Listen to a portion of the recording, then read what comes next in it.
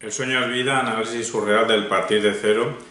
El siguiente texto va sobre Kandinsky, Schoenberg y Adorno. Se titula Constelación del nuevo comienzo y es de 1997. Consideración inicial. Queremos centrar el problema del nihilismo en Occidente en las vanguardias de principios del siglo XX, por ser un lugar común que dichas vanguardias se caracterizan por una actitud radicalmente negativa. Nos fijaremos en Kandinsky, Schoenberg y Adorno, prototipos de negaciones en pintura, música y filosofía, preguntándonos, ¿fueron nihilistas? Las relaciones entre Adorno y Schoenberg son de sobra conocidas, al menos en el mundo filosófico. Las de Schoenberg, Kandinsky también, en el mundo artístico. Aquí pretendemos relacionar a los tres entre sí, pero no ofreciendo una exposición detallada de sus respectivos itinerarios ni una narración histórica de sus contactos personales. Nos mueve la intuición de que desarrollaron sus trabajos de un modo como mínimo similar. De ahí que nuestro interés se ciña a sus relaciones intelectuales, ante tres conceptos que guiaron sus esfuerzos: tradición, descomposición, novedad. Ligados con estos aparecerán otros, materiales, construcción, enigma, etc. En este entramado conceptual que vislumbramos común, nos permite situarlos en la misma agrupación, orientada hacia el empezar. De ahí que la bauticemos Constelación del nuevo comienzo, cuyo estudio fragmentado esperemos nos arroje luz sobre los modos de operar de la filosofía y del arte en los tiempos difíciles, esos momentos en que el individuo se ve enfrentado consigo mismo. Adorno. Tradición. Actualidad filosófica. Theodor Wiesengrund Adorno, 1903-1969, etiquetado como compositor filósofo, poseedor incluso para algunos de un lenguaje atonal y de una filosofía dodecafónica, se formó intelectualmente dentro de la tradición filosófica y de la tradición musical, es decir, en las mismas entrañas de la tradición occidental, pues la relación filosofía-música nos viene ya desde los pitagóricos. Estuvo en contacto con el foco cultural donde más radical y a la vez elegantemente se estaba renovando la tradición: Viena, la Viena post-finisecular, Loos y su depuración racionalista, Freud y el psicoanálisis, Kokoschka, Schiele y el expresionismo vienés, Berg y la revolución musical, Wittgenstein y su doble arquitectura lógica, el Círculo de Viena y el empirismo lógico, etc. Como la emergencia del estilo posicional en ajedrez por parte de Steinitz a finales del XIX. Así, educado en los idiomas filosófico y musical de la tradición, el joven Adorno se pregunta qué hacer con el material heredado, inquietud hecha pública ya en La actualidad filosófica, un artículo de 1931. Y con la herencia recibida lo que hace es ponerla a funcionar sobre sí misma, en sus últimos coletazos, practicando una filosofía de la filosofía o análisis del presente filosófico. De esta manera otea críticamente las escuelas recientes de su entorno filosófico, de la esfera germánica, claro. Uno no puede más que empezar por lo que tiene a mano. Aunque a nosotros nos interesa únicamente su valoración de la escuela del ser y de la naciente escuela analítica, todavía sin bautizar de esta manera. La primera premisa adorniana es que la tradición ha predicado la totalidad y ha pretendido capturarla en un sistema explicando su esencia. Indudablemente se han sucedido los sistemas filosóficos que reclamaban para sí la posesión de la verdad, pero eso no importa. También la plaza se van sustituyendo toro y torero, sin embargo en el fondo siempre se trata del mismo toro y del mismo torero. En su pensar la tradición, Adorno se percata de algo importante, de la imposibilidad racional de asir la totalidad, derivándose de ello una pérdida de la función simbólica por parte de la filosofía y una renuncia de los grandes problemas. Y como la filosofía misma se le disolvió en cuanto a totalidad, la consideró como un jarrón milenario recién caído y resquebrajado en miles de pedacitos, centrando su atención en los más cercanos, la filosofía del ser y la filosofía científica. Adorno sencillamente rechazó el proyecto heideggeriano por presuponer el acceso a la totalidad, por su obsesión por los orígenes. De la liquidación científica de la filosofía valoró positivamente su actitud de limpieza. Incluso entre la actualidad de la filosofía y el Tractatus existen puntos de contacto. 1. La imposibilidad de responder a los grandes enigmas filosóficos. Su única solución es la disolución. 2. La filosofía no es ciencia. Y 3. la utilización del concepto figura, Bild, para aproximarse a la realidad. Estética. En Teoría estética, obra póstuma de 1970, nos dice Adorno que la tradición, condicionada socioeconómicamente, no es ningún testigo, y su transformación conceptual ha condicionado a su vez al arte contemporáneo, que nunca ha perdido su contacto con ella. Y la verdad que una vez poseyó el arte antiguo puede resurgir otra vez si las condiciones históricas son favorables. Añade también que ni debemos aceptar irreflexiblemente el pasado artístico ni rechazar genéricamente la tradición, sino continuarla desde la actualidad. Descomposición. Cabe decir que lo que vamos a decir a descomposición, titulado como Identidad, formó parte de un proyecto de arte a través de Internet titulado Index 3 en la Galería J. Grassa de Lisboa en julio-septiembre de 1998. Protagonizado por el artista portugués Paulo Mendes. Adorno recibe la tradición filosófica y la descompone en sus diversos materiales, de forma parecida a Wittgenstein y a Benjamin en filosofía, a Hofmannsthal en poesía, a Schoenberg en música y a Kandinsky en pintura. De Benjamin aprenderá a desenterrar los cadáveres sepultados en la prehistoria de la actualidad filosófica para configurar con ellos constelaciones. Así, tras la descomposición de la tradición, la nueva tarea de la filosofía ya no será producir un sentido que aferre al ser, sino interpretar los fragmentos escondidos, quizás deficientes.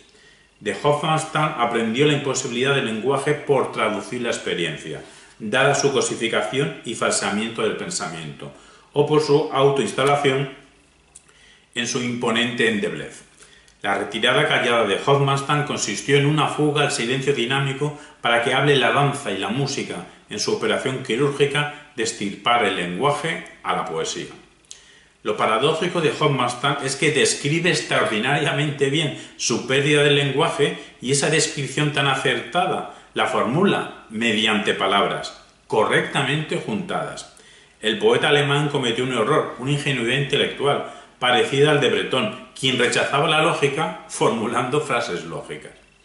En la actualidad de la filosofía, a la descomposición a la que se refiere Adorno es a la liquidación de la filosofía por parte del programa positivista, con su reducción del conocimiento a experiencia verificable y de lo no reducible a experiencia tautología.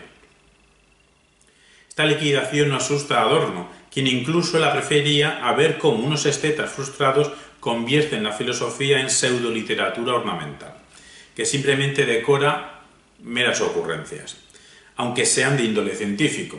Hoy en día, 1997, Península Ibérica, pero incluso también en España del 2020, cuando editamos el texto para publicarlo, incluso ahora en 2021, además de una forzada filosofización del arte producida por personas carentes de oficio filosófico que solo enredan a los ignorantes del uso conceptual, también sufrimos una estetización de la filosofía por parte de los que pretenden reducirla a género literario, y otros escritores que ni filosofan ni dejan filosofar, ni siquiera tratan ya asuntos de ciencia, como antaño, sino arcanos pretendidamente lingüísticos e incluso prelingüísticos, revelaciones cotidianas, bagatelas artísticas, miradas religiosas, tactos tecnológicos, videncias evidentes y demás memeces. Esta interpretación filosófica que pretende Adorno es compatible con la purificación, descontaminación científica. Así, si ganamos en clarificación y desontologización, no hay que temer ningún miedo si disolvemos lo que se ha venido a llamar filosofía. Es decir, en el joven Adorno encontramos una propuesta de renovación drástica de la filosofía y del arte, pero también participó en la innovación musical de Schoenberg de la mano de Alban Berg. Y en arte, esa desintegración de los materiales tradicionales se traduciría en una introducción del caos en el orden, como hizo Kandinsky en 1913. En Teoría estética, Adorno nos habla de cómo los materiales artísticos perdieron su antigua sustancialidad tras la desaparición de la seguridad que sustentaba el andamiaje conceptual estético y el desgaste padecido por lo que un día fue inédito y creador de belleza, pero que después se convirtió en síntoma de lo tan exquisito como aburrido. Ya dijo Dalí que el primer hombre en comparar las mejillas de una mujer con una rosa, sin duda fue un poeta, y el segundo, un imbécil. Sin embargo, ese estancamiento artístico que conlleva la repetición agonizante de lo que tuvo fuerza y que ahora solo provoca cansancio, puede despetrificarse con la aparición de lo novedoso, al irradiar una antitradicionalidad engullidora de lo degenerado, lo desilusionado. Novedad. Después de recibir la tradición y trocearla, se impone un nuevo comienzo. Una opción es la construcción nueva. Así, Adorno contribuyó en el esfuerzo vienés por componer una música nueva y también se marcó el objetivo de producir una filosofía nueva, una filosofía de vanguardia, tan radical como su vecino el arte de vanguardia. Sus aspiraciones como compositor se vieron realizadas sobre todo en filosofía, en la que volcó todo su oficio musical. Su radicalidad filosófica en un principio apareció como interpretación filosófica, pero como no se deja atrapar conceptualmente, también puede salir a escena como lógica del desmoronamiento, o ciencia melancólica, o negación determinada, o metacrítica, o fisiognómica social, o dialéctica negativa, o micrología, o primacía del objeto, o materialismo sin imágenes, o pensamiento enciclopédico, o parataxis, o según ya sus intérpretes. Y aprovechamos aquí para reconocer la deuda contraída por nuestra parte con nuestros maestros Gerald Vilar y Antonio Aguilera. Pensamiento configurativo o pensamiento en constelaciones. Indicándose así la herencia de Benjamin, o filosofía tonal, tomando conciencia entonces que compone con nuevos conceptos filosóficos de una manera distinta a la de la lógica tradicional, buscando siempre nuevos sonidos filosóficos, que sólo surgirán en nuevas estructuras formales quizás disonantes producidas para poder expresar lo inexpresable, o filosofía dodecafónica. Y para la construcción del nuevo edificio filosófico, una vez abandonada la obsesión por la totalidad, Adorno se sirvió de materiales procedentes de los entes concretos, lo inintencional, lo pequeño, la escoria, lo irreducible, lo escapable, los escombros, los fragmentos, los detalles. Paralelamente, para conseguir que irrumpa en el presente una novedad artística que incidirá tanto en el pasado como en el futuro, Schoenberg se fijó en lo latente, lo profundo de la conciencia, lo subcutáneo, y Kandinsky en lo oculto, debajo de la piel de la naturaleza. Esta novedad filosófica que inaugura Adorno se caracterizará estilísticamente por el ensamblaje entre forma y contenido. Aquí la diferencia con su modelo no puede ser más abismal. Schoenberg se despreocupó del estilo, no le importa el cómo, sino el qué. Otra característica de la novedosa técnica de escritura adorniana es su negatividad, que en cuanto a contenido y coincidiendo aquí con lo propio del arte auténtico, se manifiesta en su abrirse a lo no idéntico, lo no pensado, lo no sistemático, lo no comunicable, en su hablarnos del sufrimiento y en su criticar la sociedad. En cuanto a forma, en su negar los abordajes tradicionales, se manifiesta construyendo entonces un antisistema metódicamente ametódico. Para que sea posible un nuevo comienzo, Adorno precisa la configuración de constelaciones que iluminen la transitoriedad, historicidad de lo sepultado, porque tras la reconciliación con lo ya olvidado puede brotar la novedad que obtenga resultados, y si la filosofía se caracteriza por su ineficacia en conseguirlos, es debido a su entrelazamiento histórico. De ahí que continuamente deba comenzar de nuevo, aunque en filosofía no es posible partir de cero con tranquilidad, simplemente olvidando la herencia problemática y poniéndose uno a operar adialécticamente en pos de una verdad ahistórica. En arte lo nuevo pertenece al objeto, la crítica y rechazo de lo anterior que se ha desgastado en un repetitivo proceso de fetichización son momentos objetuales y no subjetuales, objetivos y no subjetivos en uso adorniano. La agresividad disolvente de la banalidad buena, verdadera belleza, de la inauténtica riqueza cultural establecida, proviene del objeto y no del sujeto. Quien se es impulsado hacia la experimentación lo será objetivamente. Así, el nuevo arte auténtico, explorando lo nauseabundo y reorganizando lo olvidado, enigmatiza. Schoenberg, tradición. Según Adorno, Schoenberg mantenía cierto carácter indomable frente a ese orden en que creció rodeado de normas.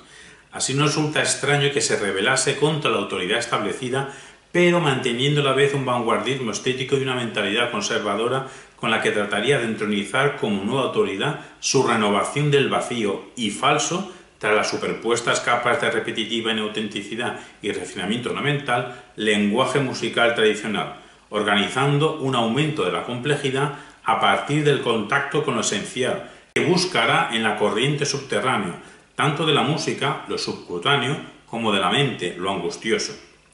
En esta decisión férrea por situar su música en el lugar que le corresponde, consideraba como enemigo a todo aquel que no le gustase su obra. Sus puntos de mira de su reciente pasado musical fueron Brahms y Wagner. El objetivo por excelencia schoenbergiano, objetivar la subjetividad, en Brahms quedó incumplida, proponiéndose el maestro austriaco llevar a cabo la promesa insinuada por el romántico clásico. En los años 10 del siglo XX, Wagner era un problema musical que los compositores intentaban resolver como podían, introduciéndose en el folclore. Bartók, inteligente creador que nos enseñó que el logro de la novedad artística pasa por conciliar la modernidad con tradición, es el Lorca de la música. En el impresionismo, Debussy, quien logró en su época la composición más granadina sobre Granada y sin haber viajado allí nunca. En lo disonante, Stravinsky, o en lo discordante, Prokofiev, que jugaba con sonidos ajedrecísticos componiendo un ajedrez sonoro, la voz de Kaisa. Tanto Schoenberg como Kandinsky quedaron profundamente marcados por el programa wagneriano, de un arte total, que lo intentaron desarrollar en sus respectivas obras escénicas revolucionarias, La mano feliz y Sonoridad amarilla, pero mantuvieron una fuerte actitud crítica, sobre todo Basile, y un intento de superación frente a su monstruoso antecesor, para lo cual Schoenberg no dudó en reorganizar en un acto sintetizador los elementos wagnerianos con los de Brahms. Inconsciente musical tradicional. Por debajo de las banales repeticiones y las agotadas tendencias de la conciencia superficial preocupada solo por la continuidad, por debajo de la fachada tradicional estructura manifiesta existe una línea de materiales subterráneos que constituyen el flujo esencial de la música, con el cual conectó Schoenberg, recordando aquello inconsciente reprimido, latente, lo subcutáneo, que define al contenido musical específico como una segunda estructura o estructura latente, según Adorno, o para nosotros estructura sonoro surreal. De esta manera, Schoenberg es el pensador musical que, desarrollando normas contenidas ya en el clasicismo, ha cumplido promesas musicales incubadas de lo específicamente musical desde Bach. Descomposición, programa antiornamental. Tras el programa ornamental Klimt en pintura, Viena experimentó una purificación con la arquitectura antiornamental, Los Wittgenstein, con la filosofía antiornamental, Wittgenstein Círculo de Viena. Rudolf Carnap, en 1928, la construcción lógica del mundo, era consciente de la ligazón entre la nueva filosofía y el nuevo arte, en cuanto compartían un mismo espíritu de renovación frente al pasado, en su caso contra la metafísica, sintiéndose emparentando sobre todo con la nueva arquitectura. Y también con música antiornamental, Schoenberg, Berg, Adorno. Arnold, amigo de Loos, reaccionó frente al recargamiento anterior amputando todo adorno musical con el fin de no estorbar con impurezas prescindibles la recepción de la obra por parte del oyente. Así, para Schoenberg, y lo cumplió tanto en música como en pintura, recordándonoslo a Kandinsky, el arte debe centrarse en lo verdadero, lo esencial, lo necesario, renunciando a lo superfluo, lo nocivo, lo embellecido, lo ornamental, lo fino. Afán destructivo. Durante su etapa belicosa, su resistencia heroica frente a la tradición, con su pose sobrehumana del nuevo genio musical al que le daba asco la mediocridad de su presente, característica común en los creadores auténticos, transformó en actitud existencial su anarquismo estético creador de la disonancia como nuevo principio artístico del futuro, con el cual, metamorfoseándose en legislador autócrata de lo nuevo, enfocó su programa redentor demoledor contra lo viejo, liquidando la tonalidad. Así, tras esta brecha realizada en el pasado, se abría el espacio conceptual que facilitaría la construcción del nuevo teatro del futuro, en cuanto a nueva totalidad artística, cumpliéndose, de haberlo conseguido, las promesas de la ideología de lo nuevo, inyectada en el mundo germánico por el antisemita Wagner. Paradójicamente, Arnold era orgullosamente judío, tanto que por un malentendido con el problema judío cortó su amistad con Kandinsky, aunque años después se reconciliaron. Nuevo comienzo, conteniendo lo esencial.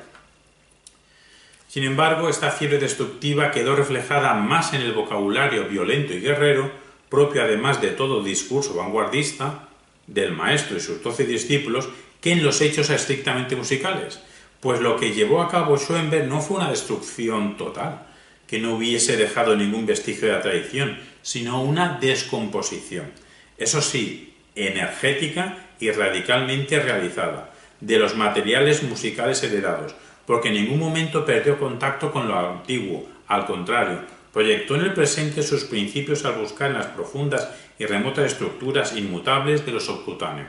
Así fue como se convirtió en el compositor revolucionario de la nueva música, siendo, al igual que Kandinsky, un tradicionalista, un conservador de lo esencialmente musical, y Kandinsky de lo artísticamente espiritual. Así, la música de Schoenberg nos enseña que es posible un partir de cero que contenga en sí lo esencial del pasado, un nuevo comienzo purificador de los refinamientos que desarrolle lo latente de lo antiguo, persiguiendo la desnudez en una poesía pura musical.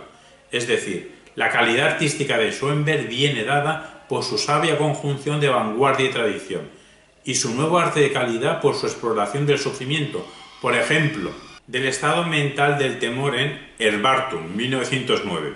Y es que estas piezas descompositivas se sumergen en lo mental, están compuestas con un primerizo automatismo psíquico, se escriben en el suprarrealismo, aunque Adorno integra estos desvíos subjetivos dentro de un racional proyecto objetivador de la subjetividad, promesa de una metafísica de la unión sujeto-objeto, precedente del tratamiento adorniano de la oposición sujeto-objeto en su peculiar materialismo crítico. Novedad, nuevo comienzo.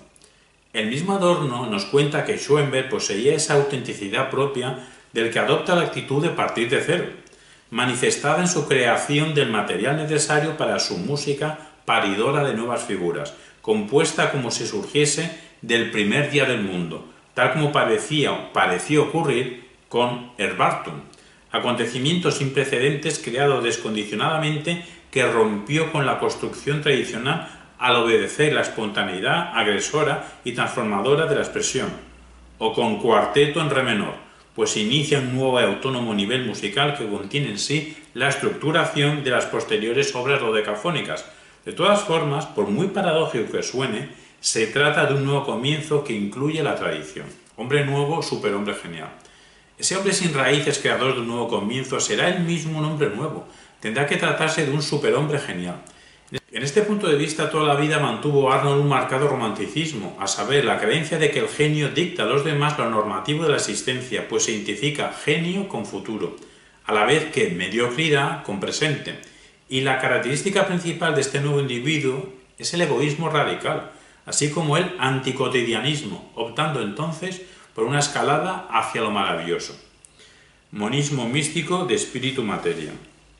No hay ninguna objetivación en música sin una previa espiritualización. Por eso Schoenberg introdujo lo espiritual en su obra.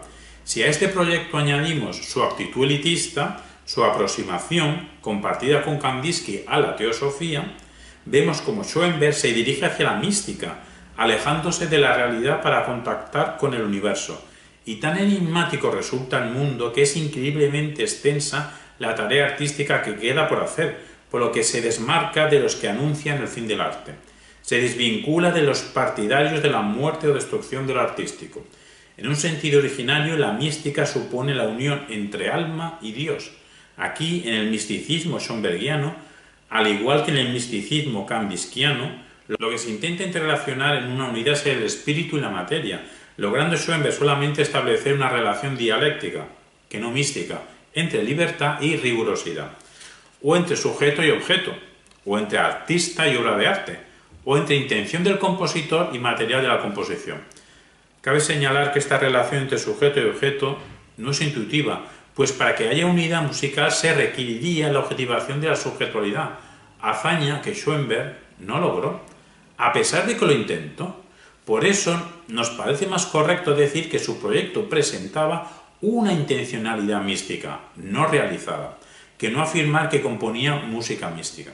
Posteriormente, y teniendo en cuenta el modelo schoenbergiano, Adorno intentó desbloquear la filosofía de las contradicciones, oposiciones, paradojas entre sujeto y objeto, con su materialismo sin imágenes, pero sin elevarse hacia las alturas celestiales. Construcción. La primera innovación musical de Schoenberg consistió en una destrucción del mundo de la tonalidad, 1907-1914, y su segunda innovación musical a partir de 1921 en una construcción de una agrupación lógica acorazada, alcanzando una identificación con lo fragmentario. Para Schoenberg, construir es calcular. Y las dos características de la construcción schoenbergiana son: 1. Actualización de lo subcutáneo, siempre buscó lo esencialmente musical, y 2. Objetivación de la subjetualidad. y aunque no constituyó ningún sujeto-objeto musical, al intentarlo mantuvo su movilidad subjetual y evitó convertirse en una máquina musical. Kandinsky. Tradición. Kandinsky fue un romántico toda su vida.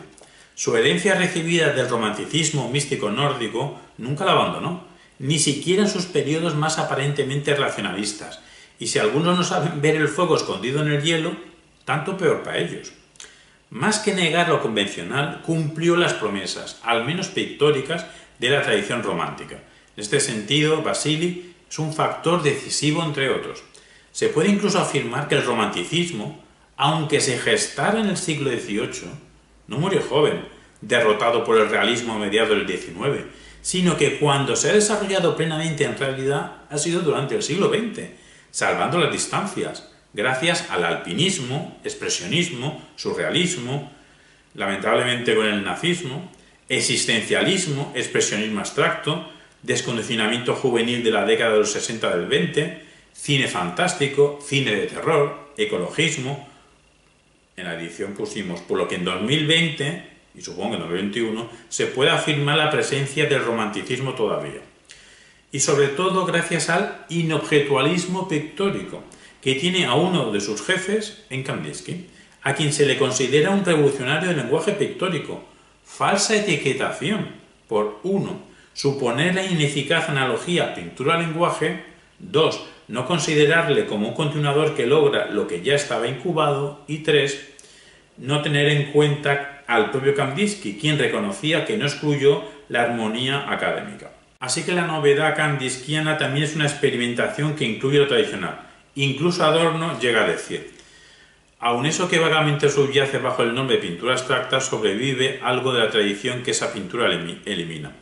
Teoría estética. Descomposición. Ruptura.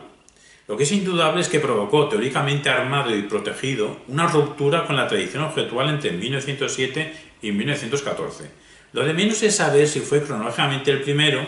Esto sería una preocupación de la historia del arte, pues por las mismas fechas también experimentaban el inteligente Picabia, el purista Delaunay y el místico Malevich, e incluso, antes que ellos, la pionera, y solo a partir de 1986 relevante, Hilma af Klint. Aunque esto lo sabíamos nosotros cuando editamos 2020, pero no cuando escribimos esto en 1927. Y desde finales del siglo XVIII, si bien con distinta intencionalidad pictórica, obtuvieron resultados formales casi no figurativos Turner, Goya, Moreau, Monet, pero no cabe ninguna duda de que se ganó el título de fundador de la pintura abstracta. Por su labor teórica, organizativa, pedagógica y, claro está, pictórica, Kandinsky es un claro ejemplo de que en el siglo XX, sin teoría, no hay arte. A pesar de que en su De lo espiritual en el arte de 1912 se obstine en convencernos de lo contrario. Anarquía. Esta etapa descompositiva es anárquica para Kandinsky, pero aclarándonos que su uso del término anarquía no equivale a trastorno, desorden, ausencia de leyes, sino a planificación, orden. Y es que no es lo mismo ser un caos que pintar un caos. Pensamiento apocalíptico.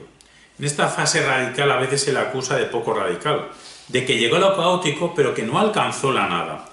Tienen razón. Sin embargo, ahora sabemos que no pretendió la destrucción, sino la descomposición de lo heredado para así conseguir un posterior nacimiento de la novedad o renacimiento individual. Y en Kandinsky, el lugar de lo descompositivo, lo caótico, está ocupado por el apocalipsis, el juicio final, el diluvio, y el lugar de lo naciente por la resurrección, regeneración. Evidentemente, como el nuevo nacimiento viene dado por la purificación, todo el proceso creativo está cruzado por premisas místicas. Por eso, lo catastrófico equivalía al derribo del materialismo y lo novedoso emergente a la aparición del reino del material, la época espiritual. Pero entre el hundimiento del mundo conocido y el nacimiento del mundo nuevo se instala un tiempo, una pequeña eternidad, en el que el individuo queda suspendido en su completa soledad. Y ese ser tan insignificante solo conserva ya su necesidad interior. Los 4 cuadros característicos de esta intencionalidad caótico-regenerativa son composición quinta o composición 5, improvisación diluvio, composición 6 y composición 7. y Adorno nos dice que caos y espíritu se alían en su rechazo al amanerado representacionalismo de Stern. Cabe decir aquí que vecinos de Kandinsky del Múnich previo a la Primera Guerra Mundial que también respiraron ese aire caótico fueron Spengler y Thomas Mann, quien a su vez también forma una constelación con Adorno y Schoenberg. Nueva creación sin destrucción de la tradición. El propio Kandinsky, sintiéndose continuador en el campo del arte de la amenaza que provocó Nietzsche en la moral, e impresionado por la desintegración del mundo físico que estaba anunciando la ciencia de su tiempo, es consciente de que su novedad artística no es una destrucción, ni un derribo, ni una acumulación del arte anterior, pintura antigua, sino una desintegración de lo viejo, es decir, una descomposición de los materiales tradicionales. Así, Kandinsky se lanza a la construcción de una nueva pintura, afín con la próxima espiritualidad antimaterialista a punto de llegar, pero no rechazando el pasado, sino apoyándose en él. Novedad, nuevo comienzo. Quien parte de cero, camina independientemente. En 2020 más bien decimos que quienes pretenden partir de cero tendrían que caminar en equipo. Y esa independencia propia de los nuevos comienzos que Kandinsky ve en Schoenberg es la que quiere también para él mismo, y así poder recibir lo venidero, el nuevo mundo espiritual. Hombre nuevo, superhombre genial. Mostrando a las claras su filiación nietzscheana, a la vez que teosófica y mística, para Kandinsky, y él se considera un ejemplo, el hombre nuevo sería un trazamiento entre artista, superhombre y místico. Creación de mundos. Kandinsky nos dice, creación de obras es creación de mundos. Esta es la premisa primordial de la fase descompositiva que guiará todo su proyecto artístico, adelantándose a la tesis de Nelson Goodman en Maneras de hacer mundos de 1978. Monismo místico de espíritu-materia. Kandinsky también creía en un ser que se desdoblaba en espíritu y materia, y como en su época la balanza se inclinaba hacia la materia, igual que en la nuestra, aunque en 2020 la inclinación está repartida, los esfuerzos debían dirigirse hacia el espíritu, es decir, contra el materialismo, positivismo, racionalismo, y en favor de un irracionalismo espiritual, continuador del romanticismo místico. La unión con el universo a la que aspira toda mística se consigue en Kandinsky con una construcción en la que objeto-espacio quedan ligados y color y forma también, y a su vez espectador-imagen. Y como intentar tal hazaña le exigió usar recursos lógicos y analíticos, algunos lo han mal catalogado de racionalista, cuando siempre mantuvo una intencionalidad mística.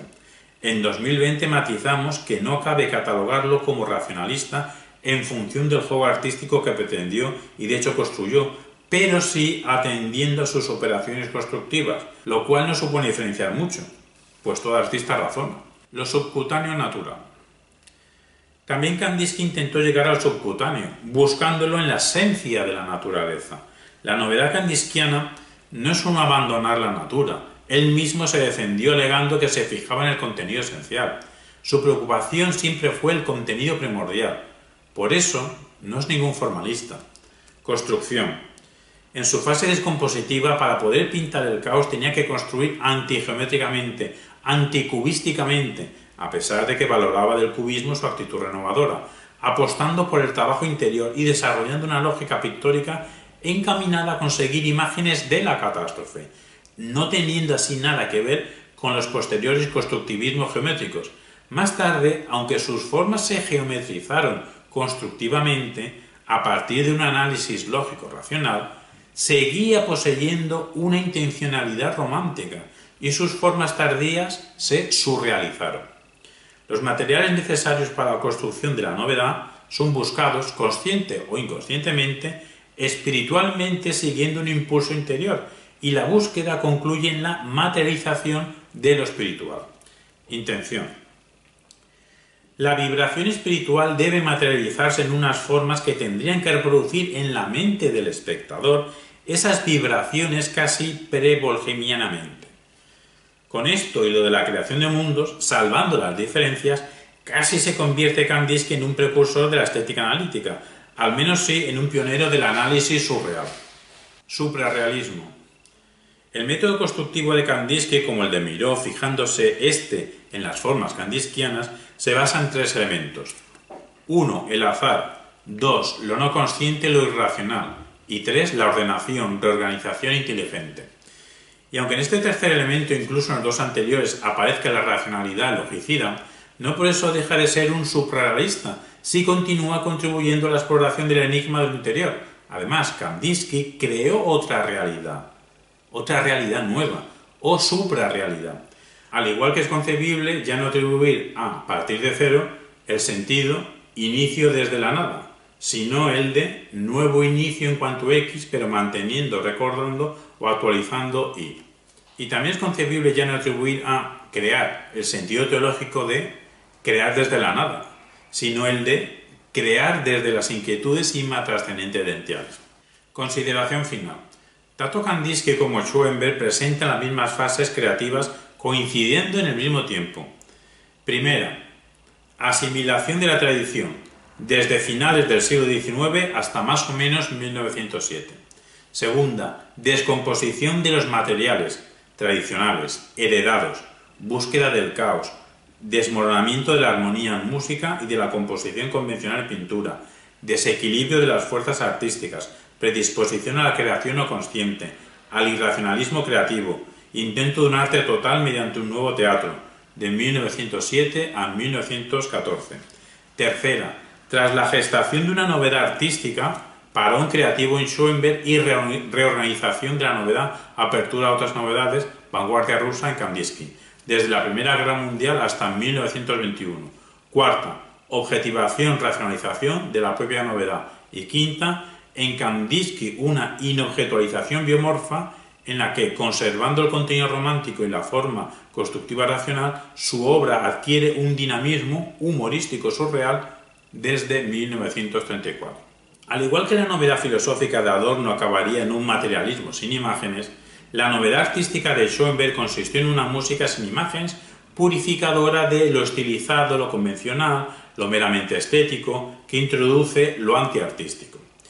Y esa estructura sonoro-surreal, desarrollada por Schoenberg mediante su descondicionamiento compositivo, podría ser descubierta por el oyente si, familiarizado con la actitud antiornamental, su mente auditiva comprende la eliminación de la ilusión de profundidad espacial implícita en la armonía tonal. Y es que al espectador se le exigirá musicalidad inteligente para desarrollar interiormente los movimientos musicales mediante una atenta y concentrada actividad mental. Se le acabaron los cómodos días contemplativos en que podía sentarse plácidamente en su butaca para ser obsequiado con gratas sensaciones. Un proceso similar exigirá Kandinsky en el espectador, quien, armado de pictoricidad inteligente, tendrá que repetir, reproducir las iniciales vibraciones espirituales del pintor. Y esta ruptura con el conformismo, quiebra de la pasividad, también es una invitación para que el individuo sea activo y no se deje domesticar. Así, Schoenberg ataca al representacionalismo musical en una lucha despiadada análoga a la paralelamente realizada por Kandinsky contra el representacionalismo pictórico, y al convertirse Arnold en un jinete azul tras las persuasivas estrategias militares de Wassily, provocador de productivas alianzas, ambos dos combatieron contra el representacionalismo artístico. Y cerrando nuestra triple agrupación, Teodor recibió esta belicosidad de manos de Alban, participando en la innovación musical vienesa, consistiendo su filosofía de vanguardia en una ruptura con el representacionalismo filosófico y su primacía del sujeto, componiendo una novedad filosófica carente de ilusiones metafísicas y de imágenes subjetivas, que en el campo artístico infravalora el papel del sujeto, ese mínimo instrumento necesario para la objetivación de la obra de arte, para otorgar protagonismo al objeto y a un supuesto sujeto social. Nuestra constelación revisada refuerza sus conexiones en el punto de lo enigmático. Tanto Adorno como Schoenberg afirman que no hay que solucionar los enigmas, sino descifrarlos, y para Kandinsky el arte se las tiene que ver con una ley a millones de kilómetros, a cuyo acceso se ha lanzado el ser humano desde muchos frentes, captando cada uno su propia versión unilateral, por lo que se impone un proceder multilateral. Y aunque alcancemos a tocar nuestra meta, entonces esta ley rozada se nos presentará como una sola cara de un conglomerado poliédrico. Es decir, Kandinsky coincidiría con Schoenberg en que lo infinito de lo enigmático impediría el fin del arte. También coincidieron en su renovación teatral y en su metafísica de la unión sujeto-objeto. Conclusión. Ante la pregunta inicial, ¿los trayectos creativos de Kandinsky y Schoenberg Adorno pueden constituir un ejemplo de nihilismo vanguardista? Ahora ya estamos en disposición de formular una respuesta. No. Sin duda son un ejemplo de vanguardismo, ya sea en un arte de vanguardia, en una filosofía de vanguardia. Pero aunque la negatividad esté asociada con sus respectivos esfuerzos intelectuales, a pesar de que la radicalidad fue una constante de sus planteamientos y tenemos en cuenta lo tocados que pueden salir el arte y la filosofía tras la puesta en marcha de sus propuestas, que incluso pueden ser amenazadas de muerte, nunca alcanzaron ese peldaño sin losas de la total destrucción o la completa nada, sino que se dedicaron a recibir la tradición, descomponerla en fragmentos y a partir del material semiolvidado, que incluso puede proceder de la ciencia en el caso de Adorno, o latente o subcutáneo, emprender una reorganización de los materiales con el fin de obtener una nueva construcción. La inobjetualidad en Kandinsky, el procedimiento decafónico en Schoenberg, el antisistema en Adorno, que nos permite iniciar un nuevo comienzo diferente a nuestra anterior existencia, domesticada en torno a una inautenticidad que habrá sido revisada, criticada. De esta manera podrá surgir un nuevo individuo creador de nuevos mundos, y si aquella descomposición, destrucción que contenía la esencia de lo antiguo simpatizaba en Kandinsky y Schoenberg con el irracionalismo, la posterior composición-construcción es racional. En definitiva, Kandinsky, Schoenberg y Adorno no son nihilistas. Y tú tampoco.